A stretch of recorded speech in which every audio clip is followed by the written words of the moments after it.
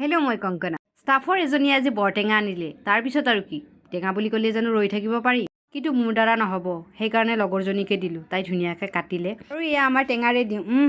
লাগিছেনে লোভ? আৰু ষ্টাফৰ গোটেইকেইটা এজন এজনকৈ টেঙা খাবলৈ আহি গ'ল আৰু ময়ো খাই ল'লোঁ আৰু খাই কিনে মজা লাগিল সঁচা। আজি যিহেতু কাতি বিহু আৰু আমি এডাল তুলসী বিচাৰি আছিলোঁ কেইদিনমানৰ পৰা, ফাইনেলি আজি তুলসী এডাল পালোঁ আৰু সন্ধিয়াকৈ আমি এয়া চাকি তাকি জ্বলালোঁ আৰু প্ৰসাদ আগবঢ়ালোঁ।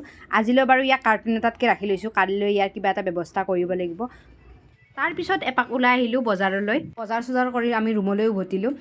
আৰু এই ফলবিধ যে দেখিছে, এইটো মই এঘৰ মানুহৰ তাত দেখিছিলোঁ ইয়াতে, আগতে ক'তো দেখা নাছিলোঁ আৰু সেইকাৰণে আজি বজাৰত দেখা পাই কিনি লৈ আহিলোঁ দুটা।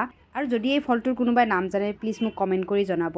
আৰু দেখিবলৈ একদম বিলাহীটোৰ নিচিনা, মই ভাবিছিলোঁ ভিতৰত গুটি থাকিব, কিন্তু একেবাৰে গুটি চুটি নাই।